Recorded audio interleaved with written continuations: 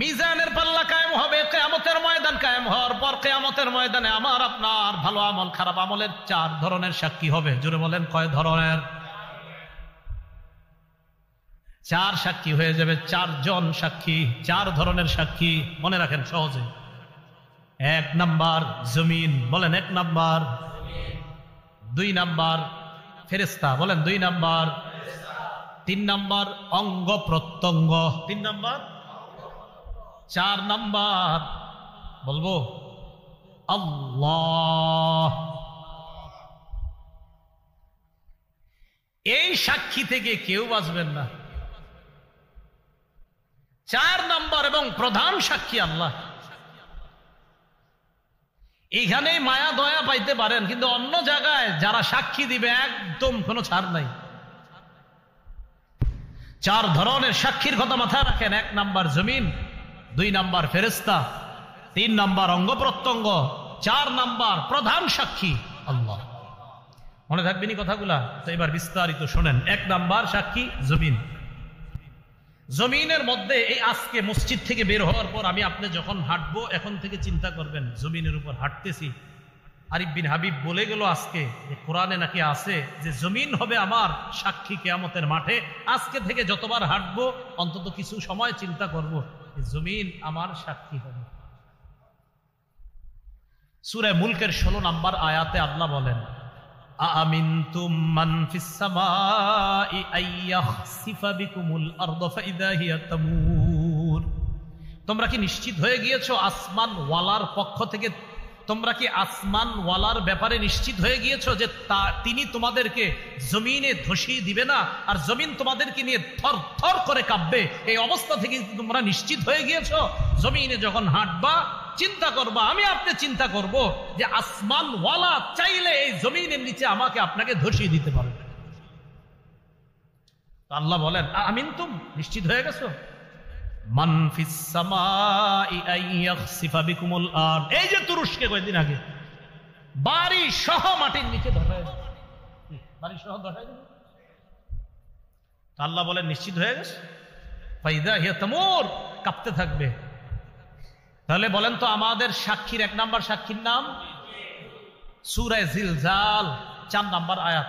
ইমাম সাহেবরা মাগরিবের প্রথম রাকাতে প্রায় সময় সূরাটা পড়ে দেখবেন, ইযা যুলজিলাতিল আরদু জিলজালাহা। এই সূরার 4 নম্বর আয়াত আল্লাহ বলেন ইয়াউমা ইযিন তুহাদ্দিসু আখবারাহা। সেদিন জমিন তার সব সংবাদ বলে দিবে। তিরমিজি শরীফের 2429 নম্বর হাদিসের বর্ণনা। রাসূলুল্লাহ সাল্লাল্লাহু আলাইহি সাল্লাম এই আয়াতটা তেলাওয়াত করলেন। কোনটা? ইয়াউমা ইযিন তুহাদ্দিসু আখবারাহা। তেলাওয়াত করার পর আল্লাহ নবী বললেন আতাদরুনা মা আখবারুহা। তোমরা কি জানো জমিন সব বৃত্তান্ত বলে দিবে? জমিনের বৃত্তান্ত কি তোমরা কি জানো? সাহাবীগণ জবাব দিবেন আল্লাহু ওয়া রাসূলুহু আ'লাম। আল্লাহ ও তার রাসূল ভালো জানেন। নবীজি বলেন ফাইন্না আখবারাহা আন তাশহাদা আলা কুল্লি আবদিন আও আমাতিন বিমা আমিলা আলা যহরিহা আন তাকুলা আমিলা কাযা ওয়া কাযা ইয়াউমা কাযা ওয়া কাযা। নবী বলেন জানো জমিন তার বৃত্তান্ত বর্ণনা করবে। এর মানে কি? সাহাবীরা কয় আল্লাহ রাসূল ভালো জানেন। নবীজি বলেন কিয়ামতের ময়দানে জমিন আল্লাহর কাছে প্রত্যেক বান্দা বান্দির বিরুদ্ধে সাক্ষী দিয়ে বলবে আল্লাহ অমুকে অমুকে ওই দিন অমুক সময় এতটার সময় এই এই কাজগুলা করেছে, আমি জমিন তার বিরুদ্ধে তোমার কাছে সাক্ষী দিলাম। টাইম সহ, দিন সহ, সময় সহ, স্থান সহ সব বলুন। জমিন দিয়ে যখন হাঁটেন, হেঁটে হেঁটে যখন আপনি কোথাও অশ্লীল কিছু দেখার জন্য যান, তো আপনি মাথায় একটু আনবেন যে এই জমিন বলবে অমুক বাজারে অতটার সময় তুমি অশ্লীল জিনিসগুলা দেখেছিলা। জমিন আল্লাহকে বলবে আল্লাহ এই বান্দা বাড়ি তার চাঁদপুর অমুক জায়গায় অমুক সময়ে অমুক স্থানে আমি জমিনের উপর দাঁড়ায়া দাঁড়ায়া সে এই এই অশ্লীল কর্মগুলা দেখছে, আমি তোমার কাছে তার বিরুদ্ধে সাক্ষী দিলাম। এ হলো 1 নম্বর সাক্ষী জমিন। 2 নম্বর সাক্ষী ফেরেশতা। সূরা ইনফিতারের 10 থেকে 14 নম্বর আয়াতে আল্লাহ বলেন ইন্না আলাইকুম লাহাফিজিনা কিরামান কাতিবিনা ইয়ালামুনা মা তাফআলুন ইন্নাল আবরারা লাফি নাঈমিন ওয়া ইন্নাল ফুজ্জারা লাফি জাহিম। নিশ্চয়ই তোমাদের সাথে আছে হাফিজিন, সংরক্ষণকারী ফেরেশতাগণ, যত্নবান ফেরেশতাগণ, যারা তোমাদের সব কিছুকে সংরক্ষণ করবে তারা আছে। কিরামান কাতিবিন, সম্মানিত লেখকগণ, ইয়ালামুনা মা তাফআলুন, এই তোমরা যা করো তারা তা জানে, তোমরা যা করো তারা তা জানে। আজকে থেকে আমার আপনার দ্বিতীয় চিন্তা, প্রথম চিন্তা কি? জমিন। দ্বিতীয় চিন্তা আমি আপনি করা যে আমার সাথে ফেরেশতারা আছে, আমি এখন মিথ্যা বলতেছি, ছি ছি, আমার এই মিথ্যাটা ফেরেশতারা দেখতেছে, লিখতেছে। বলেন, ফেরেশতারা আমার মিথ্যাটা বলেন দেখতেছে, শুনতেছে, লিখতেছে। তাহলে দ্বিতীয় চিন্তা আমাদের যে আমার সাথে ফেরেশতারা আছে, আমি যে তার সাথে মিথ্যা বলতেছি, ছি, ফেরেশতারা দেখতেছে, আমার মিথ্যাটা শুনতেছে, আবার লিখে ফেলতেছে। তো আল্লাহ বলেন এইটা করো না। ইন্নাল আবরারা লাফি নাঈমিন ওয়া ইন্নাল ফুজ্জারা লাফি জাহিম। নিশ্চয়ই পুণ্যবানরা থাকবে নেয়ামতের মধ্যে, খারাপ মানুষরা থাকবে জাহান্নামের মধ্যে, জাহিমের মধ্যে। নাঈম মানে পরিপূর্ণ নেয়ামতে পরিপূর্ণ জান্নাতের মধ্যে, জাহিম ভয়ঙ্কর এক স্থান হবে, জাহিম প্রজ্বলিত আগুন জ্বলবে, বিভিন্ন ধরনের শাস্তি থাকবে, এই জাহান্নামের মধ্যে থাকবে পাপাচাররা। আল্লাহ আমাদেরকে হেফাজত করেন। এখন ফেরেশতারা আমল নামা লেখার পর আমল নামাটা জমা হবে, ঠিক তো? আচ্ছা, আমল নামা যে জমা করবে, এখন কথা হলো আল্লাহ আমি তো মাঝে মাঝে চুপি চুপি কিছু খারাপ কাজ করি, আবার মাঝে মাঝে একদম চুপি চুপি, কেউ দেখে না। কথার কথা, সূরা যুখরুফের ৮০ নম্বর আয়াতে আল্লাহ বলেন, এই তোমরা যারা মনে করছো চুপি চুপি কিছু দেখি না, তো তোমরা শোনো। আল্লাহ বলেন, আম ইয়াহসাবুনা আন্না লা নাসমাউ সিররাহুম ওয়া নাজওয়াহুম, তারা কি মনে করে আন্না লা নাসমাউ সিররাহুম, যে আমি তাদের গোপন বিষয়গুলা জানি না, ওয়া নাজওয়াহুম, তাদের কানা ঘুষা জানি না। এই দুইজন কানে কানে বলতেছি না, এখন আমরা দুইজনকে কানে কানে বললাম, আল্লাহ কয় এটাও জানি। সুবহানাল্লাহ। এটাও আমার দিকে তাকান, এই যে কথা বলতেছি, আল্লাহ কয় এটাও শুনি। সুবহানাল্লাহ, সুবহানাল্লাহ। আল্লাহ কয় এটাও শুনি। এখন জিহ্বা বন্ধ, মনে মনে আল্লাহরে স্মরণ করছি, মনে মনে, জিহ্বাও নারী নাই, মুখও খুলি নাই। আল্লাহ কয় এটাও শুনি। কোথায় যাবেন? ভাই কেমন আছেন? আল্লাহ কয় শুনছি। ভাই কেমন আছেন? আল্লাহ কয় শুনছি। চুপচাপ বন্ধ। এভাবে ইশারা করলাম, আপনি আমার ইশারা বুঝছেন না, বুঝি না আমরা ইশারায়, আপনি ইশারা বুঝে ফেলেন। আল্লাহ কয় এটাও বুঝছি। তো আল্লাহ পাক রব্বুল আলামিন সূরা যুখরুফের ৮০ নম্বর আয়াতে বলেন, আম ইয়াহসাবুনা আন্না লা নাসমাউ সিররাহুম ওয়া নাজওয়াহুম, তারা কি মনে করে আমি তাদের গোপন কথা আর তাদের কানাকানি কানা ঘুষা কথা এগুলা শুনি না? বালা ওয়া রুসুলুনা লাদাইহিম ইয়াকতুবুন, আল্লাহ বলেন তাদের গোপন কথা কানাকানি কথা সব শুনি। শুধু তাই নয়, আমার ফেরেশতা লেখকগণ যারা আছে তাদের সব কিছু লিপিবদ্ধ করে নেয়, সব লিখে ফেলে। এবার লেখার পর আমল নামা জমা হয়েছে, একসাথে আমল নামা হয়েছে। হওয়ার পর কি হবে? কিয়ামতের ময়দানে আমি আপনি দাঁড়ায় রয়েছি।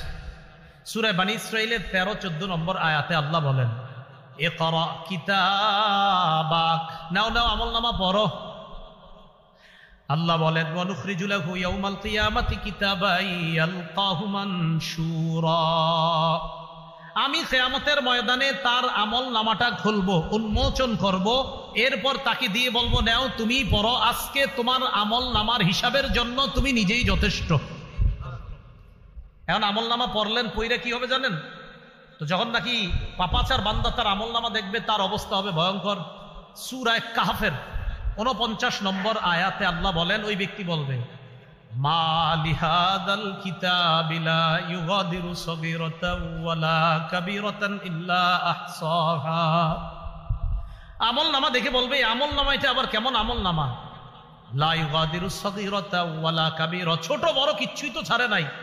আরে আমি দুনিয়াতে পানির নিচে ডুব দিয়ে কি করলাম এটাও দি লেখা, সবটি লেখাই ইল্লা আহসাহা, সব আল্লাহ সেখানে জমা করে রেখেছেন। ওয়া ওয়াজাদু মা আমিলু হাদিরা, সব আমল নামা যা করছে সে সব দেখতে পাবে। তো দেখার পর বেঈমানরা যখন দেখবে তার আমল নামাটা, তার কি অবস্থা হবে? সূরা নাবার 40 নম্বর আয়াতে আল্লাহ বলেন, ইয়াউমা ইয়ানজুরুল মারউ মা কদ্দামাত ইয়াদা, মানুষ তার আমল নামাগুলা দেখবে, দেখার পর ওয়াকুলুল কাফির, কাফের বলবে ইয়া লাইতানি কুনতু তুরাবা, কাফের তার আমল নামা দেখে বলবে হায় আমি যদি মাটি হয়ে যাইতাম। কি হয়ে যাইতাম? আমি যদি মাটি হয়ে যাইতাম তো বেঁচে যাইতাম। তাহলে কি বুঝতে পারলাম? ফেরেশতারা লেখে, লেখার পর আমল নামা আল্লাহর কাছে পেশ করবে, কিয়ামতের ময়দানে সাক্ষী দিয়ে দিবে, আমল নামা আমাকে দেওয়া হবে, নাও তুমি পড়ো, আমি আপনি পড়বো, দেখা বলবো সর্বনাশ, ছোট বড় সবই তো লেখা। পাপাচার সহ বেঈমান যারা আছে তারা যদি দেখে, দেখার পর বলবে সর্বনাশ, আমি যদি মাটি হয়ে যেতাম, এই কথা বলবে আমল নামা দেখা। এখন আল্লাহ পাক রব্বুল আলামিন বলেন চূড়ান্ত ভাবে, ওই যে সূরা হাক্কর যে আয়াত শুরুতে তেলাওয়াত করলাম, ফাআম্মা মান উতিয়া কিতাবাহু বিয়ামিনি, যার আমল নামা তার ডান হাতে দেওয়া হবে, ফায়াকুলু হা উমকরাউ কিতাবিয়া, আমল নামা ডান হাতে দেওয়া হওয়ার পর ওই ব্যক্তি তার আত্মীয় স্বজনের কাছে যাবে, অন্যান্য জান্নাতীদেরকে নিয়ে বলবে এই নাও নাও আমার আমল নামাটা পড়ে দেখো, কত সুন্দর আমল নামা আল্লাহ আমার ডান হাতে দিচ্ছে। পরীক্ষা পাশ করার পর আপনারা দৌড়ে কি করেন? যা করেন সেখানেও তা করবেন। সুবহানাল্লাহ। ইন্নী যানানতু আন্নী মুলাকিন হিসাবিয়া, আমি বিশ্বাস করেছিলাম আমার এই আমল নামার সাথে আমি সাক্ষাৎ করব, আমার এই হিসাবের সাক্ষাৎ আমাকে করতে হবে, এটা আমি বিশ্বাস করেছিলাম। বলেন হিসাব যে হবে বিশ্বাস আছে সবার? ফাহুয়া ফি ঈশাতির রাদিয়া, আল্লাহ বলেন আমার বান্দার আমল নামা যেহেতু ডান হাতে, বাস সে সুখের, নেয়ামতের, সুখের, আনন্দিত হওয়ার জান্নাতের মধ্যে সে থাকবে।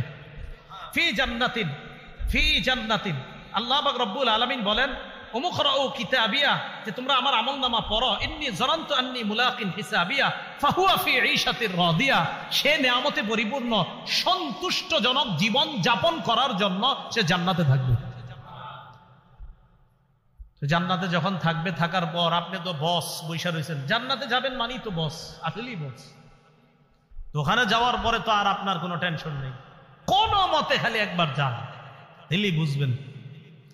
তো গেলেন, যাওয়ার পর আল্লাহ বলে কুতুফুহা দানিয়া, হযরতের ফল খাইতে মন চেয়েছে, ফল পারতে হবে না, না না না, ফল খাইতে মন চেয়েছে হযরতের, ফল তার মুখের কাছে এসে যাবে। এরপর তাকে বলা হবে কুলু ওয়াশরাবু হানিআম বিমা আসলাফতুম ফিল আইয়ামিল খালিয়া, তাকে বলা হবে খাও, পান করো, স্বাচ্ছন্দ্যে খাও, আরামে পান করো। কেন জানো?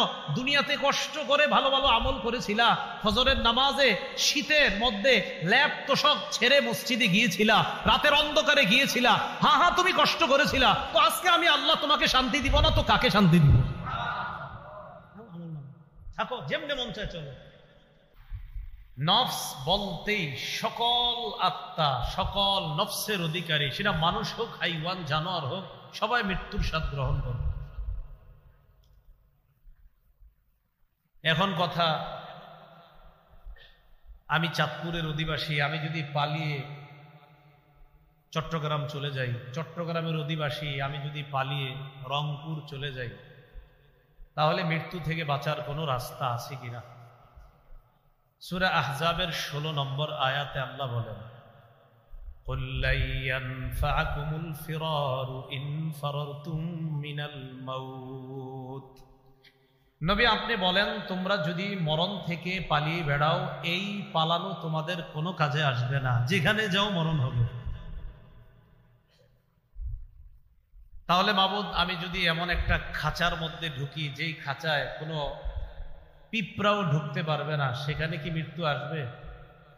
সূরা নিসার ৭৮ নম্বর আয়াতে আল্লাহ বলেন, আইনামা তাকুনু ইউদরিকুমুল মাউতু ওয়ালাউ কুনতুম ফি বুরুজিম মুশাইয়াদা। তোমরা যেখানেই থাকো মৃত্যু তোমাদেরকে পাকড়াও করবে।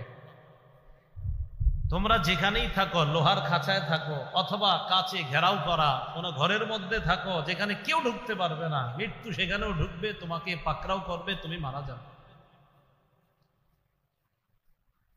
সূরাতুল জুমুআর ৮ নম্বর আয়াতে আল্লাহ বলেন, কুল ইন্নাল মাউতাল্লাযী তাফিররুনা মিনহু ফাইন্নাহু মুলাকীকুম সুম্মা তুরাদ্দুনা ইলা আলিমিল গায়ব। তোমরা যে মৃত্যু থেকে পালিয়ে বেড়াও, ফাইন্নাহু মুলাকীকুম, এই মৃত্যু তোমাদের সাথে সাক্ষাৎ করবে, মৃত্যু তোমাদের সাথে সাক্ষাৎ করবে। সূরা মুনাফিকুনের 11 নম্বর আয়াতে আল্লাহ বলেন, আমি আপনি আমরা যখন মৃত্যুবরণ করব, যখন মারা যাব অবস্থা, অনেকেই তখন আল্লাহকে ফরিয়াদ করে বলবে, লাউলা আখারতানি ইলা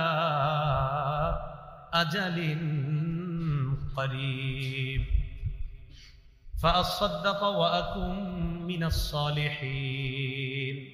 আল্লাহ আরেকটু সুযোগ যদি দিতেন তাহলে আমি ভালো কাজ করতাম, দান সদকা করতাম, নেককার মানুষদের অন্তর্ভুক্ত হতাম। আরেকটু সুযোগ যদি আপনি আমারে দিতেন মাওলা, আমি ভালো ভালো কাজ করতাম। তো সূরা মুনাফিকুনের 11 নম্বর আয়াতে আল্লাহ জবাব দিয়ে দেয়, ওয়ালা ইউআখিরাল্লাহু নাফসান ইযা জাআ আজালুহা।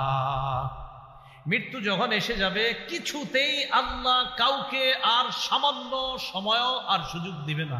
যখন মৃত্যু এসে যাবে আর সুযোগ দিবে না। সূরা আরাফের 34 নম্বর আয়াত, সূরা ইউনূসের 49 নম্বর আয়াত, উভয় আয়াতের বক্তব্য, ইযা জাআ আজালুহুম লা ইস্তাখিরুনা সাআতাও ওয়া লা ইস্তাকদিমুন। মৃত্যু আসলে একটু আগেও হবে না, পরেও হবে না, যখন আসবে ঠিক তখনই হবে। বিশ্বাস করেন 5 মিনিট পরে আপনাদের মধ্যে, আমার মধ্যে, আমাদের মধ্যে যার মরণ আছে সত্যি 5 মিনিট পরে মারা যাবে। আর বিশ্বাস করেন মারা যাবে। যদি কারো মরণ থাকে 5 মিনিট পরে সে মারাই যাবে। আগেও হবে না, পরেও হবে না। এই আয়াতগুলা দ্বারা বুঝলাম আমাদের সকলকে মৃত্যুবরণ করতে হবে। তো পূর্ব থেকে আবার আসি, কেন বানাইছে? ইবাদতের জন্য। কতদিন? মরণ পর্যন্ত। মাবুদ মরণ কি হবে? আল্লাহ একাধিক আয়াত দিয়ে আমাদেরকে জবাব দিয়ে দিলেন, হ্যাঁ হবে। পালিয়ে বাঁচতে পারবে না, কোথাও খাঁচায় ঢুকলেও বাঁচতে পারবে না, মৃত্যু তোমার সাথে সাক্ষাৎ করবে, এটাই চূড়ান্ত ফয়সালা। মৃত্যু হয়ে যাওয়ার পর লম্বা একটা সময় আমরা কবরের জগতে থাকব। কবরের জগতে থাকার পর হাদিসের ভাষ্য অনুযায়ী 2টি, আর তাফসীরের কিতাব এবং হাদিস মিলাইলে 3টি ফু দিবে ইসরাফিল সিংহার মধ্যে। হাদিস ঘাটাঘাটি করলে 2টি, আর হাদিস তাফসীর সবগুলা মিলাইলে মোট 3টি ফু দিবে। প্রথম ফুয়ে পুরা পৃথিবী ধ্বংস হয়ে যাবে। প্রথম ফুয়ে পৃথিবী ধ্বংস, শেষ, সব শেষ। দ্বিতীয় ফু দেওয়ার পর কি হবে? আল্লাহ বলেন, ওয়ানুফিখা ফিস-সূরি ফাসা'iqa মান ফিস-সামাওয়াতি ওয়া মান ফিল আরদ ইল্লা মান শাআল্লাহ। সবাই বেহুশ হয়ে যাবে, সব বেহুশ, কারো হুশ থাকবে না। এমনকি নবী বলেন আমিও বেহুশ হব। হুশ ফিরে আসার পর আমি দেখব মুসা নবী আরশের নিচে মুসা আলাইহিস সালাতু ওয়াস সালাম ঝুলে আছে, আমি দেখব। হুশ ফিরে আসার পর আমি দেখব মুসা নবী আরশে ঝুলে আছে। নবীজি বলেন আমার জানা নাই মুসা নবী আমার আগেই সেখানে ঝুলছে নাকি মুসা নবী বেহুশই হয়নি, এটা আমার জানা নাই। একটা হলো হয়তো বেহুশ হয়েছে, হওয়ার পর তার হুশ আগে ফিরে আসছে। আরেকটা হইল নাকি তিনি বেহুশি হন নাই, এটা আমার জানা নাই। নবীজি বলেন এ হলো দ্বিতীয় ফু। সুম্মা নুফিখা ফীহি উখরা ফাইদা হুম কিয়ামুন ইয়ানজুরুন। তৃতীয় ফু দেওয়ার পর আমরা সবাই উঠবো, কিয়ামতের ময়দানে দাঁড়াবো। রাসূলুল্লাহ সাল্লাল্লাহু আলাইহি সাল্লাম উঠবেন, আবু বকর, ওমর, ঈসা সব উঠবেন। কিয়ামতের ময়দানে আমরা যখন উঠব, তখন কি অবস্থা হবে আমাদের সবার? সহিহ বুখারীর বর্ণনা 4712 নম্বর হাদিস। এই হাদিসের মধ্যে আসছে, উতিয়া রাসূলুল্লাহ সাল্লাল্লাহু আলাইহি ওয়াসাল্লাম বিলাহমিন। রাসূলুল্লাহ সাল্লাল্লাহু আলাইহি সাল্লামকে গোশত দেওয়া হলো, গোশত খেতে দেওয়া হলো। ফারুফিয়া ইলাইহি জিরাহ, রানের অংশ নবীজিকে দেওয়া হলো। গোশত দেওয়া হলো মানে গোশতের যে রান, এই রানের অংশ নবীজিকে দেওয়া হলো। ওয়া কানাত তুজিবুহু, রানের অংশের গোশতটা নবীজি বেশি পছন্দ করতেন। সুবহানাল্লাহ। ওই গোশত নবীজিকে দেওয়া হয়েছে। ফানাহাশা মিনহা নাহশাতান, আল্লাহ নবী এইভাবে দাঁত দিয়ে রান থেকে এইভাবে নিজেই টান দিয়ে নবীজি দাঁত মুবারক দিয়ে টেনে খাচ্ছেন। সুবহানাল্লাহ। এইভাবে খাইতেছেন। কত সুন্দর দৃশ্য না? আপনি যদি একদিন স্বপ্নে দেখতাম কেমনে খায় নবীজি। আমার নবীর খাওয়া নিশ্চয়ই সবচেয়ে সুন্দর ছিল, নবীজির পান করাটাও নিশ্চয়ই সবচেয়ে সুন্দর, নবীজির হাঁটাটাও সবচেয়ে সুন্দর। এমনকি এক হাদিসের মধ্যে আসছে, আবু মুসা রাদিয়াল্লাহু তাআলা আনহু বলেন, দাখালতু আলা রাসূলিল্লাহি সাল্লাল্লাহু আলাইহি ওয়াসাল্লাম, রাসূলুল্লাহ সাল্লাল্লাহু আলাইহি ওয়াসাল্লামের কাছে আমি প্রবেশ করলাম। এমন অবস্থায় যে নবীজি সাল্লাল্লাহু আলাইহি ওয়াসাল্লাম মেসওয়াক করছিলেন। ওয়া তারাফুস সিওয়াক আলা লিসানিহি, মেসওয়াকের এক অংশ নবীর জিহ্বার উপরে ছিল। আমি প্রবেশ করলাম। ওয়া হুয়া ইয়াকুলু আ আ, আল্লাহ রাসূল আ আ করছিলেন। কি করছিলেন? এখন দেখেন, আমি যে আ করছি বেশি সুন্দর শোনা যায় না, কিন্তু কেমন জানি শোনা গেছে। কিন্তু আমার নবী যে করছে ওরকম নিশ্চিত খুব সুন্দর শোনা গেছে। তো রাসূলুল্লাহ সাল্লাল্লাহু আলাইহি সাল্লাম এভাবে গোশত টান দিয়ে, দেখেন গোশতটা টান দিয়ে এইভাবে হাড্ডিটা নিয়ে গোশতের টুকরাটা এইভাবে হাতে রাখছে। তো এইভাবে হাতে রাখার পর রাসূলুল্লাহ সাল্লাল্লাহু আলাইহি সাল্লাম বলতেছেন, গোশত একটা মুখে দিয়ে বলতেছেন, আনা সাইয়্যিদুন নাস ইয়াউমাল কিয়ামাহ, আমি কিয়ামতের ময়দানে আদম সন্তান যারা হবে, মানুষ যারা, তাদের মাঝে আমি হব নেতা। কিয়ামতের ময়দানে আল্লাহ আমাকেই নেতৃত্ব দান করবেন। রাসূলুল্লাহ সাল্লাল্লাহু আলাইহি সাল্লাম প্রশ্ন করলেন, হাল তাদরুনা মিম্মা যালিকা, তোমরা কি জানো কিয়ামতের ময়দানটা কি? ইয়াজমাউল্লাহুল আউওয়ালিনা ওয়াল আখিরিন, ইয়াজমাউল্লাহুন নাসাল আউওয়ালিনা ওয়াল আখিরিনা ফি সাঈদিন ওয়াহিদ। কিয়ামতের ময়দানে পূর্বাপর যত মানুষ আল্লাহ পাঠিয়েছেন, কিয়ামত পর্যন্ত যত মানুষ আল্লাহ পাঠাবেন, আগে যত মানুষ পাঠিয়েছেন, সব মানুষগুলাকে একটা মাঠের মধ্যে আল্লাহ উপস্থিত করবেন। সমস্ত মানুষগুলা কিয়ামতের ময়দানে উপস্থিত হওয়ার পর ইউসমিউহুমুদ দাঈ,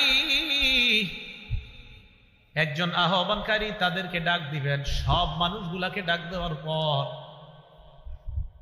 অন্য বর্ণনায় ডাক দেওয়ার পর এদিক সেদিক হবে না, সবাই তার ডাকে সাড়া দিবে। শুধু তাই নয়, দৃষ্টিশক্তি ভয়ে থরথর করে কাঁপতে থাকবে, অবস্থা বড় ভয়ঙ্কর হবে। ওয়াতাদনু শামসু, নবীজি বলেন সূর্যটা কাছাকাছি চলে আসবে, উত্তাপ হবে, তাপ, প্রচুর তাপ। ফায়াবলুগুন নাসা মিনাল হাম্মি ওয়াল কারাব, এমন অবস্থা হবে মানুষ ভয়ঙ্কর পেরেশানির মধ্যে পড়বে, চিন্তার মধ্যে পড়বে, কষ্টের মধ্যে পড়বে। মা লা ইউতিকুন, এত কষ্ট, যেই কষ্ট মানুষ সহ্য করার ক্ষমতাও থাকবে না। সব মানুষগুলা কিয়ামতের ময়দানে ভয়ঙ্কর পরিস্থিতির মধ্যে যখন পড়বে, পড়ার পর ওয়ালা ইয়াতাহাম্মালুনা, ধৈর্য করার মতো শক্তি সামর্থ্য থাকবে না, ধৈর্য ধারণ করতেও পারবে না। হাদিসের মধ্যে দুইটা বিষয়। এক নাম্বার, নবী বললেন ভয়ঙ্কর ওই পরিস্থিতি গ্রহণ করার শক্তিও তাদের নাই, আবার এটা যে তারা ধৈর্য ধারণ করে মোকাবেলা করবে সেই ক্ষমতাও তাদের নাই। এক নাম্বার পরিস্থিতি, এটা যে গ্রহণ করব এই শক্তিও নাই। আরেকটা, গ্রহণ যেহেতু করতেই হবে, ধৈর্য ধারণ করার ক্ষমতাও নেই। প্রথম কথা, গ্রহণ করারই ক্ষমতা নেই, কিন্তু গ্রহণ করতেই হবে, পরিস্থিতি গ্রহণ করতেই হবে। তো করার পর আবার ধৈর্য ধারণের ক্ষমতাও নাই, কি করবে তখন? তো অন্য বর্ণনায় আসছে মানুষের শরীর থেকে ঘাম পড়তে থাকবে। ঘাম পড়তে পড়তে কারো পায়ের এই পরিমাণ, কারো, এর বুখারীর বর্ণনা, কারো হাঁটু পরিমাণ, কারো কোমর পরিমাণ, কারো আবার এমন অবস্থা হবে নাকটা, কান, এই অংশটুকু একবার ঘামের নিচে যায় আবার উঠে। হাদিস দ্বারা বোঝা যায় যার যেই পরিমাণ অপরাধ ওই পরিমাণ ঘাম। এটার মধ্যে যখন তারা পড়বে, এক দল আরেক দলকে বলবে, এই তোমরা কি দেখতেছো না কি ভয়ঙ্কর পরিস্থিতির মধ্যে আমরা আছি, এখন কি করা? এক দল আরেক দলকে বলবে ইতু আদামা, তোমরা তোমাদের আব্বা আদমের কাছে যাও। ফায়াতুনা আদম, সবাই আদম নবীর কাছে যাবে। যাওয়ার পর বলবে আনতা আবুনা আদম, আপনি আমাদের আব্বা আদম, আপনি হলেন আল্লাহর সর্বপ্রথম সৃষ্টি। যেই মানুষের মধ্যে আল্লাহ আপনাকে সর্বপ্রথম মানুষ হিসাবে সৃষ্টি করেছেন, আপনি হলেন সেই আদম। শুধু তাই নয়, দুনিয়ার মধ্যে আপনি আল্লাহর সর্বপ্রথম নবী, আবার সর্বপ্রথম মানুষ, আবার আপনি আমাদের সবার পিতা। আলা তারা ইলা মা নাহনু ফিহি আব্বা, আপনি কি আমাদেরকে দেখছেন না? আপনার সন্তান আমরা কত বিপদের মধ্যে আছি। সন্তানরা বলবে আব্বা আমরা যে কি বিপদে আছি আপনি দেখতেছেন না? আলা তানজুরু, আব্বা আপনি কি দেখেন না? প্রথমে বলবে আলা তারা ইলা মা নাহনু ফিহি আব্বা, আপনি কি আমাদেরকে দেখছেন না আমরা কি বিপদের মধ্যে আছি?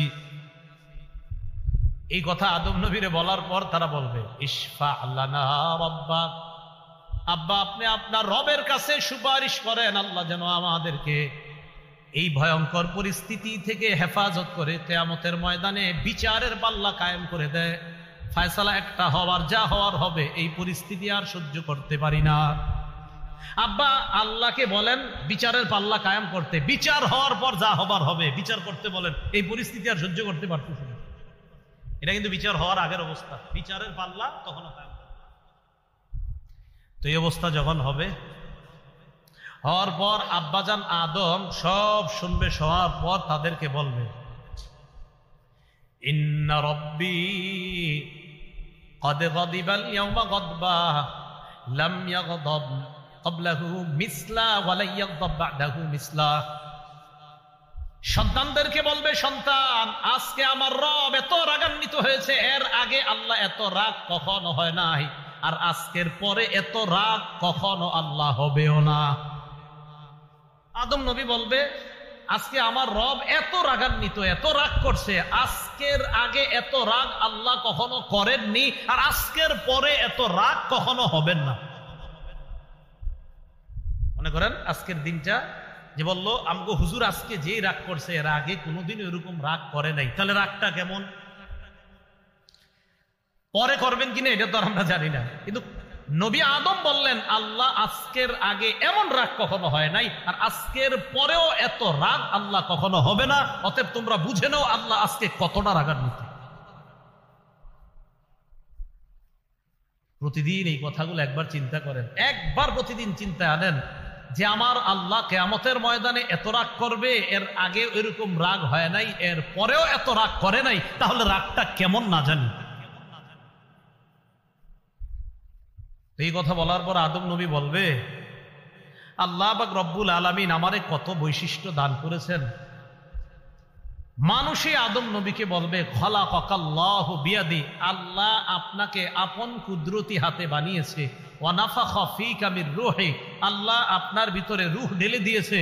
ওয়া আমারাল মালাইকা ফাসজাদু লাকা, অথবা ফাসজাদা লাকাল মালাইকা, আল্লাহ ফেরেশতাদেরকে বলছে নূরের তৈরি ফেরেশতারা আপনি মাটির তৈরি আদমকে আল্লাহ ফেরেশতা দিয়ে সিজদা করাইছে। আব্বা একটু আল্লাহর কাছে সুপারিশ করেন না, আপনি তো অনেক দামি। আদম নবী বলবে রব এত রাগ, আজকের আগে এরকম রাগ হয় নাই, আজকের পর এরকম রাগ হবেও না। তো আব্বা কি করবো আমরা? আদম নবী কয় শোনো, আল্লাহ আমাকে বলেছিলেন আমি যেন ওই গাছের ফল না খাই। নাহানি আনিশ শাজারা, আমাকে আল্লাহ নিষেধ করেছিলেন ওই গাছের ফল খাইতে।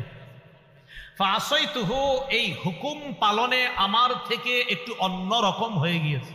আমি অনুবাদ যা করি ঠিক এটাই মনে রাখবেন। আল্লাহ আমাকে নিষেধ করেছেন এই গাছের ফল খাইতে, আমার থেকে এই নিষেধাজ্ঞার বিষয়টা একটু অন্যরকম হয়ে গিয়েছে। নবীদের শানে অনুবাদ এইভাবেই করা, আমার থেকে একটু অন্যরকম হয়ে গিয়েছে। সাবধান, অন্য কোনো শব্দ নবীদের শানে না বলা, যেটা বেয়াদবি হয়ে যায়। হ্যাঁ, আল্লাহ নবীদের শানে যা বলার বলবে, কিন্তু আমি আপনি বলতে পারি না। তা আদম নবী এটা বলার পর আদম নবী কয় আল্লাহ যদি আজকে আমারে বলে তুমি কেন ওই দিন ওই নিষেধাজ্ঞা করার পরেও ফলটা খাইলা, আমি কি বলবো আমি জানি না। নাফসি নাফসি, আমি নিজের চিন্তায় আছি। আদম নবী বলতেছে আমি নিজের চিন্তায় আছি। ইযহাবু ইলা গায়রি ইযহাবু ইলা নূহ, আমি ছাড়া তোমরা অন্য কারো কাছে যাও, তোমরা নূহ নবীর কাছে যাও। ফায়াতুনা নূহা, সব মানুষগুলা নূহ নবীর কাছে যাবে। যাওয়ার পর নূহ নবীকে বলবে আনতা আউয়ালুর রুসুলি ইলা আহলিল আরদ, দুনিয়ার মধ্যে মানুষের কাছে আল্লাহর পক্ষ থেকে আপনি হলেন সর্বপ্রথম রসুল। রসুল বুঝেননি? শরীয়ত যার মাধ্যমে সর্বপ্রথম শুরু হয়, এর মানে হুকুম আহকাম। নূহ নবীর আগে পর্যন্ত শিরিক ছিল না দুনিয়ার মধ্যে। শিরিক যখন শুরু হলো তখন শরীয়তের প্রয়োজন দেখা দিল, বিধি নিষেধের প্রয়োজন দেখা দিল। আর ওই শরীয়তের হুকুম আহকাম সম্বলিত শরীয়ত দিয়ে আল্লাহ নূহ নবীকে পাঠিয়েছেন। এই জন্য নূহ নবীকে বলা হয় শরীয়তের প্রথম নবী। তো নূহ আলাইহিস সালাতু ওয়াস সালামকে বলবে আপনি প্রথম রাসূল। আল্লাহ পাক রব্বুল আলামিন আপনাকে আবদান শাকুরা, আপনাকে শুকর গুজার বান্দা আল্লাহ আপনাকে বানিয়েছে। শুধু তাই না, কোরআনেও আল্লাহ আপনাকে আব্দুন শাকুর বলছে যে আপনি অধিক শুকর গুজার বান্দা আল্লাহ। আজকে ইশফা লানা ইলা রব্বিক, আপনি আমাদের জন্য আপনার রবের কাছে একটু সুপারিশ করেন যেন আল্লাহ আমাদেরকে এই পেরেশানি থেকে একটু মুক্তি দেয়। নূহ আলাইহিস সালাতু ওয়াস সালাম বলবে তোমরা ভালো কথা বলছো, তবে আল্লাহ পাক রব্বুল আলামিন আমাকে একটা স্পেশাল দোয়া করার অনুমতি দিয়েছিলেন। ফাদাউতু আলা কওমি, আমি ওই দোয়াটা আমার সম্প্রদায়ের বিরুদ্ধে করেছিলাম। আমি আল্লাহকে বললাম আল্লাহ আমার সম্প্রদায়কে আমি দিনের বেলা দাওয়াত দিলাম, রাতের বেলা দাওয়াত দিলাম। ফালাম ইয়াজিদহুম দুআই ইল্লা ফিরারা, আমি যতই দাওয়াত দেই তারা শুধু আমার থেকে পালায়। তো নূহ আলাইহিস সালাতু ওয়াস সালাম আল্লাহকে বললেন আল্লাহ ইন্নাকা ইনতাদারহুম ইউদিল্লু ইবাদাক, আপনি যদি এদেরকে দুনিয়াতে রাখেন আমার সম্প্রদায় যারা আছে এগুলা সব আপনার বান্দাদেরকে পথভ্রষ্ট করবে, এগুলারে রাখা দরকার নাই, ধ্বংস করে দেন। আমার দোয়া আল্লাহ কবুল করেছিলেন, আল্লাহ দুনিয়াতে এমন বড় বন্যা দিয়েছেন, ওই বন্যায় সবগুলারে ধ্বংস করছে। আজকে যদি আল্লাহ আমাকে বলে আমার বান্দাদের বিরুদ্ধে তুমি দোয়াটা কেন করেছিলে? নাফসি নাফসি, আমি আমার টেনশনে আছি। ইযহাবু ইলা গায়রি, আমি আপনাদেরকে যে কথাটা আজকে বলবো সেটা হলো আপনারা প্রত্যেক দিনে অন্তত একবার হইলেও স্মরণ করেন নবী নাকি বলবে নাফসি নাফসি, তো আমার কি অবস্থা হবে? কোন নবী যদি বলে আমার চিন্তা আমার চিন্তা, আমার কি হবে আমার কি হবে আমার কি হবে, তো বলেন আমার আপনার কি হবে? নূহ আলাইহিস সালাতু ওয়াস সালাম এগুলো বলার পর বলবে ইযহাবু ইলা গায়রি, আমি ছাড়া অন্য কারো কাছে যাও। ইযহাবু ইলা ইব্রাহিম, তোমরা ইব্রাহিম নবীর কাছে যাও। ইব্রাহিম নবী আল্লাহর খলিল, আল্লাহর নির্বাচিত বান্দা, আল্লাহর বন্ধু ইব্রাহিম নবী, তার কাছে যাই। ফায়াতুনা ইব্রাহিম, সবাই ইব্রাহিম আলাইহিস সালাতু ওয়াস সালামের কাছে যাবেন। ইব্রাহিম আলাইহিস সালাতু ওয়াস সালামের কাছে যাওয়ার পর তিনি বলবেন, ইব্রাহিম নবীকে সবাই বলবে, আল্লাহ পাক রব্বুল আলামিন আপনাকে নবী বানিয়েছেন, ওয়া খলিলা, আপনাকে খলিল বানিয়েছেন। শুধু তাই না, আল্লাহ পাক রব্বুল আলামিন আপনাকে নিজের অন্তরঙ্গ বন্ধু হিসাবে গ্রহণ করেছেন। ইশফা লানা ইলা রাব্বিকা, আজকে আপনি আমাদের পক্ষ হয়ে আল্লাহর কাছে সুপারিশ করেন, কিয়ামতের ময়দানের এই ভয়ঙ্কর পেরেশানি থেকে যেন আল্লাহ আমাদেরকে মুক্তি দান করেন। ইব্রাহিম আলাইহিস সালাতু ওয়াস সালাম বলবে, ঠিকই বলছো, তবে ইন্নী ক্বাদ কাযাবতু সালাসা কাযিবাত, দুনিয়াতে আমার দ্বারা তিনটা বিষয় এমন হয়ে গেছে যে তিনটা বিষয় হওয়া উচিত ছিল না। কি বললাম? আমার দ্বারা তিনটা বিষয় এমন হয়ে গিয়েছে যে তিনটা বিষয় হওয়াটার উচিত ছিল না। এই তিনটা বিষয় আমার দ্বারা সংগঠিত হয়ে গিয়েছে দুনিয়ার মধ্যে। এর মধ্যে একটা, আমাকে আমার জাতি বলেছিল মেলায় যাওয়ার জন্য, আমি তাদেরকে বলেছিলাম ইন্নী সাকিম, আমি অসুস্থ, আমি মেলায় যেতে পারবো না। কিন্তু আমি সেদিন অসুস্থ ছিলাম না। মুফাসসিরিনে কেরাম বলেন, ইব্রাহিম নবীর এই বলাটা একদম ঠিক ছিল, কারণ ওই অসুস্থ দ্বারা উদ্দেশ্য মানসিক অসুস্থ, শারীরিক অসুস্থ না। আপনাকে কেউ শিরিক করতে বললো আর আপনি বললেন না ভাই আমি অসুস্থ। অসুস্থ মানি যে আমি মানসিকভাবে পেরেশানিতে আছি, কিভাবে শিরিক করি আমি? তাহলে মানসিক পেরেশানি, এটা একটা অসুস্থতা। কিন্তু ইব্রাহিম নবীর কাছে মনে হবে যে আমি এটা ওই দিন বলাটা ঠিক হয়নি। এটা ইব্রাহিম নবীর বক্তব্য। মুফাসসিরিনে কেরাম বলেন, নবীরা যেগুলা বলতেছে সব ঠিক ছিল বলাটা, কিন্তু নবীদের কাছে মনে হবে না আমাদের এটা ঠিক হয়নি। কথাটা কি বুঝে আসছে? তো ইব্রাহিম আলাইহিস সালাতু ওয়াস সালাম এই কথাটা বলেছিলেন। আরেকটা কি, মেলা থেকে জনগণ আসছে, আসার পর আমাকে ডাকছে, ডাকার পর জনগণ আমারে বলছে মান ফাআলা হাদা বিআলিহাতিনা ইয়া ইব্রাহিম, আমাদের এই খোদাদের সাথে এই কাজটা কে করলো? না, মান ফাআলা হাদা বিআলিহাতিনা ইন্নাহু লামিনাজ জালিমিন, এই কাজ আমাদের খোদাদের সাথে, আমাদের উপাস্যদের সাথে, আমরা যাদের ইবাদত করি এগুলা যারা করেছে তারা জালেম। তো জনগণ বলতেছে কে করতে পারে? তো তারা নিজেরা নিজেরা বলতেছে সামি'না ফাতাই ইয়াযকুরুহুম ইউকালু লাহু ইব্রাহিম, আমরা শুনেছি এক যুবকের কথা, তার নাম ইব্রাহিম, সে এইগুলারে দেখতে পারে না, সন্দেহ হচ্ছে তাকে সে হতো এই কাজটা করেছে। কি? সবগুলা দেব দেবী ভেঙে প্রধান দেবতা যেটা, এটার কাঁধের মধ্যে কুড়াল ঝুলে রাখছে। তো সবাই বলা বলি করতে লাগলো, এক কাজ করো, ইব্রাহিমকে ডাকো, ফাতু বিহি আলা আয়ুনিন নাসি লাআল্লাহুম ইয়াশহাদুন।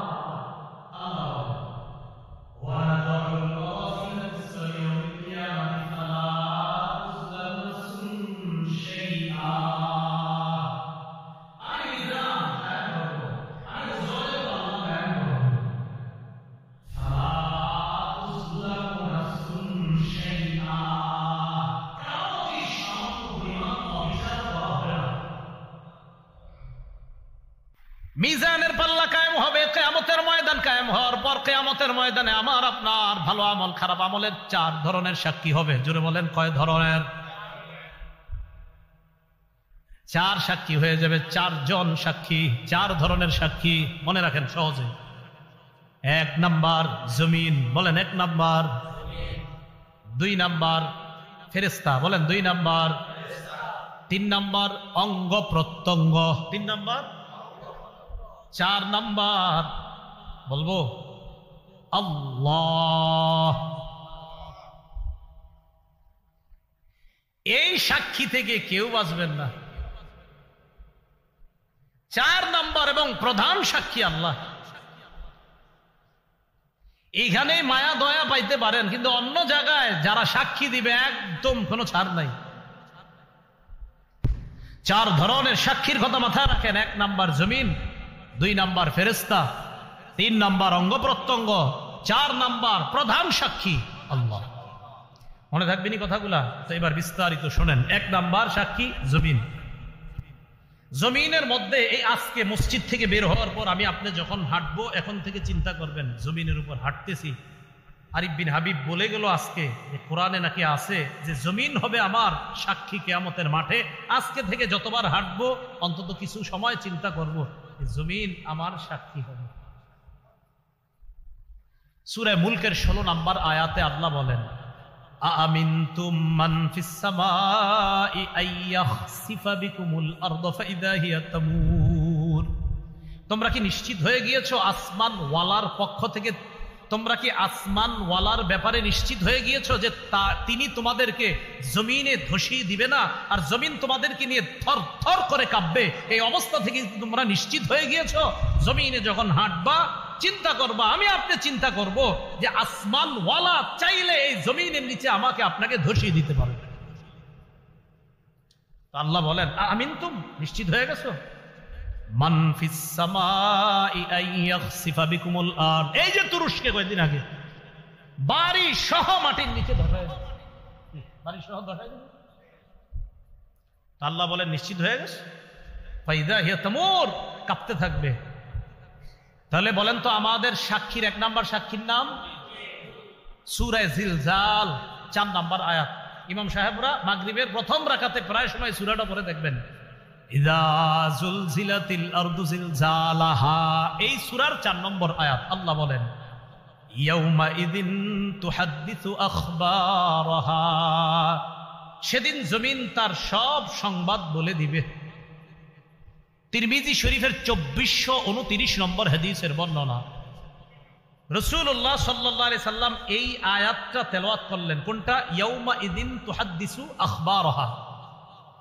তেলাওয়াত করার পর আল্লাহ নবী বললেন আতাদরুনা মা আখবারুহা, তোমরা কি জানো জমিন সব বৃত্তান্ত বলে দিবে? জমিনের বৃত্তান্ত কি তোমরা কি জানো?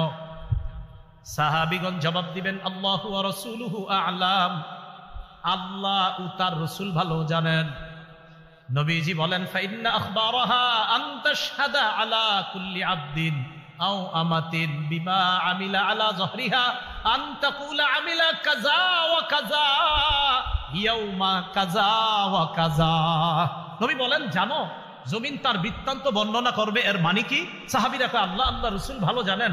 নবীজি বলেন কিয়ামতের ময়দানে জমিন আল্লাহর কাছে প্রত্যেক বান্দা বান্দির বিরুদ্ধে সাক্ষী দিয়ে বলবে আল্লাহ অমুকে অমুকে ওই দিন অমুক সময় এতটার সময় এই এই কাজগুলা করেছে, আমি জমিন তার বিরুদ্ধে তোমার কাছে সাক্ষী দিলাম। টাইম সহ, দিন সহ, সময় সহ, স্থান সহ সব বলুন।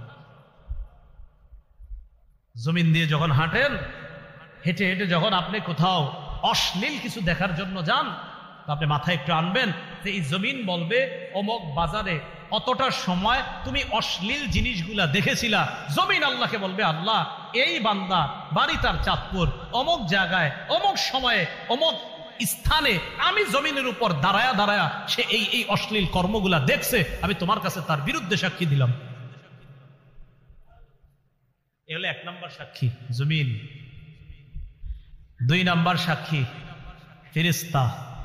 সূরা ইনফিতারের 10 থেকে 14 নম্বর আয়াতে আল্লাহ বলেন ইন্না আলাইকুম লাহাফিজিনা কিরামান কাতিবিনা ইয়ালামুনা মা তাফআলুন ইন্নাল আবরারা লাফি নাঈমিন ওয়া ইন্নাল ফুজ্জারা লাফি জাহিম। নিশ্চয়ই তোমাদের সাথে আছে হাফিজিন, সংরক্ষণকারী ফেরেশতাগণ, যত্নবান ফেরেশতাগণ, যারা তোমাদের সব কিছুকে সংরক্ষণ করবে। তারা কিরামান কাতিবিন, সম্মানিত লেখকগণ, ইয়ালামুনা মা তাফআলুন, এই তোমরা যা করো তারা তা জানে, তোমরা যা করো তারা তা জানে। আজকে থেকে আমার আপনার দ্বিতীয় চিন্তা, প্রথম চিন্তা কি? জমিন। দ্বিতীয় চিন্তা আমি আপনি করা যে আমার সাথে ফেরেশতারা আছে, আমি এখন মিথ্যা বলতেছি, ছি ছি, আমার এই মিথ্যাটা ফেরেশতারা দেখতেছে, লিখতেছে। বলেন, ফেরেশতারা আমার মিথ্যাটা বলেন দেখতেছে, শুনতেছে, লিখতেছে। তাহলে দ্বিতীয় চিন্তা আমাদের যে আমার সাথে ফেরেশতারা আছে, আমি যে তার সাথে মিথ্যা বলতেছি, ছি, ফেরেশতারা দেখতেছে, আমার মিথ্যাটা শুনতেছে, আবার লিখে ফেলতেছে। তো আল্লাহ বলেন এইটা করো না। ইন্নাল আবরারা লাফি নাঈমিন ওয়া ইন্নাল ফুজ্জারা লাফি জাহিম। নিশ্চয়ই পুণ্যবানরা থাকবে নিয়ামতের মধ্যে, খারাপ মানুষরা থাকবে জাহান্নামের মধ্যে, জাহিমের মধ্যে। নাঈম মানে পরিপূর্ণ নিয়ামতে পরিপূর্ণ জান্নাতের মধ্যে, জাহিম ভয়ঙ্কর এক স্থান হবে, জাহিম প্রজ্বলিত আগুন জ্বলবে, বিভিন্ন ধরনের শাস্তি থাকবে। এই জাহান্নামের মধ্যে থাকবে পাপাচাররা। আল্লাহ আমাদেরকে হেফাজত করেন। এখন ফেরেশতারা আমল নামা লেখার পর আমল নামাটা জমা হবে, ঠিক তো? আচ্ছা, আমল নামা যে জমা করবে, এখন কথা হলো আল্লাহ আমি তো মাঝে মাঝে চুপি চুপি কিছু খারাপ কাজ করি, আবার মাঝে মাঝে একদম চুপি চুপি, কেউ দেখে না। কথার কথা, সূরা যুখরুফের ৮০ নম্বর আয়াতে আল্লাহ বলেন, এই তোমরা যারা মনে করছো চুপি চুপি কিছু দেখি না, তো তোমরা শোনো। আল্লাহ বলেন, আম ইয়াহসাবুনা আন্না লা নাসমাউ সিররাহুম ওয়া নাজওয়াহুম, তারা কি মনে করে আন্না লা নাসমাউ সিররাহুম, যে আমি তাদের গোপন বিষয়গুলো জানি না, ওয়া নাজওয়াহুম, তাদের কানা ঘুষা জানি না। এই দুইজন কানে কানে বলতেছি না, এখন আমরা দুইজনকে কানে কানে বললাম, আল্লাহ কয় এটাও জানি। সুবহানাল্লাহ। এটাও আমার দিকে তাকান, এই যে কথা বলতেছি, আল্লাহ কয় এটাও শুনি। সুবহানাল্লাহ, সুবহানাল্লাহ। আল্লাহ কয় এটাও শুনি। এখন জিহ্বা বন্ধ, মনে মনে আল্লাহরে স্মরণ করছে, মনে মনে, জিহ্বাও নারী নাই, মুখও খুলি নাই। আল্লাহ কয় এটাও শুনি। কোথায় যাবেন? ভাই কেমন আছেন? আল্লাহ কয় শুনছি। ভাই কেমন আছেন? আল্লাহ কয় শুনছি। চুপচাপ বন্ধ। এভাবে ইশারা করলাম, আপনি আমার ইশারা বুঝছেন না, বুঝি না আমরা ইশারায়, আপনি ইশারা বুঝে ফেলেন। আল্লাহ কয় এটাও বুঝছি। তো আল্লাহ পাক রব্বুল আলামিন সূরা যুখরুফের ৮০ নম্বর আয়াতে বলেন, আম ইয়াহসাবুনা আন্না লা নাসমাউ সিররাহুম ওয়া নাজওয়াহুম, তারা কি মনে করে আমি তাদের গোপন কথা আর তাদের কানাকানি কানা ঘুষা কথা এগুলা শুনি না? বালা ওয়া রুসুলুনা লাদাইহিম ইয়াকতুবুন, আল্লাহ বলেন তাদের গোপন কথা কানাকানি কথা সব শুনি। শুধু তাই নয়, আমার ফেরেশতা লেখকগণ যারা আছে তাদের সব কিছু লিপিবদ্ধ করে নেয়, সব লিখে ফেলে। এবার লেখার পর আমল নামা জমা হয়েছে, একসাথে আমল নামা হয়েছে। হওয়ার পর কি হবে? কিয়ামতের ময়দানে আমি আপনি দাঁড়ায় রয়েছি। সূরা বনী ইসরাঈলের 13-14 নম্বর আয়াতে আল্লাহ বলেন, ইকরা কিতাবাক, নাও নাও আমল নামা পড়ো। আল্লাহ বলেন, ওয়া নুখরিজু লাহু ইয়াউমাল কিয়ামাতি কিতাবান ইয়ালকাহু মানশুরা, আমি কিয়ামতের ময়দানে তার আমল নামাটা খুলবো, উন্মোচন করব, এরপর তাকে দিয়ে বলবো, নাও তুমি পড়ো, আজকে তোমার আমল নামার হিসাবের জন্য তুমি নিজেই যথেষ্ট। এখন আমল নামা পড়লেন, পইরা কি হবে জানেন? তো যখন নাকি পাপাচার বান্দা তার আমল নামা দেখবে, তার অবস্থা হবে ভয়ঙ্কর। সূরা কাহফের 49 নম্বর আয়াতে আল্লাহ বলেন, ওই ব্যক্তি বলবে, মা লিহাদাল কিতাবি লা ইউগাদিরু সগীরাতাও ওয়ালা কাবীরাতান ইল্লা আহসাহা।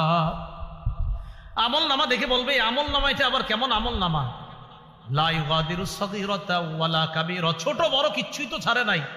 আরে আমি দুনিয়াতে পানির নিচে ডুব দিয়ে কি করলাম এটাও দি লেখা, সবটি লেখা এখানে। ইল্লা আহসাহা, সব আল্লাহ সেখানে জমা করে রেখেছেন। ওয়া ওয়াজাদু মা আমিলু হাদিরা, সব আমল নামা যা করছে সে সব দেখতে পাবে। তো দেখার পর বেঈমানরা যখন দেখবে তার আমল নামাটা, তার কি অবস্থা হবে? সূরা নাবার 40 নম্বর আয়াতে আল্লাহ বলেন, ইয়াউমা ইয়ানজুরুল মারউ মা কদ্দামাত ইয়াদা, মানুষ তার আমল নামাগুলা দেখবে, দেখার পর ওয়াকুলুল কাফির, কাফের বলবে ইয়া লাইতানি কুনতু তুরাবা, কাফের তার আমল নামা দেখে বলবে হায় আমি যদি মাটি হয়ে যাইতাম। কি হয়ে যাইতাম? আমি যদি মাটি হয়ে যাইতাম তো বেঁচে যাইতাম। তাহলে কি বুঝতে পারলাম? ফেরেশতারা লেখে, লেখার পর আমল নামা আল্লাহর কাছে পেশ করবে, কিয়ামতের ময়দানে সাক্ষী দিয়ে দিবে, আমল নামা আমাকে দেওয়া হবে, নাও তুমি পড়ো, আমি আপনি পড়বো, দেখা বলবো সর্বনাশ, ছোট বড় সবই তো লেখা। পাপাচার সহ বেঈমান যারা আছে তারা যদি দেখে, দেখার পর বলবে সর্বনাশ, আমি যদি মাটি হয়ে যেতাম, এই কথা বলবে আমল নামা দেখা। এখন আল্লাহ পাক রব্বুল আলামিন বলেন চূড়ান্ত ভাবে, ওই যে সূরা হাক্কর যে আয়াত শুরুতে তেলাওয়াত করলাম, ফাআম্মা মান উতিয়া কিতাবাহু বিয়ামিনি, যার আমল নামা তার ডান হাতে দেওয়া হবে, ফায়াকুলু হা উমকরাউ কিতাবিয়া, আমল নামা ডান হাতে দেওয়া হওয়ার পর ওই ব্যক্তি তার আত্মীয় স্বজনের কাছে যাবে, অন্যান্য জান্নাতীদেরকে নিয়ে বলবে এই নাও নাও আমার আমল নামাটা পড়ে দেখো, কত সুন্দর আমল নামা আল্লাহ আমার ডান হাতে দিচ্ছে। পরীক্ষা পাশ করার পর আপনারা দৌড়ে কি করেন? যা করেন সেখানেও তা করবেন। সুবহানাল্লাহ।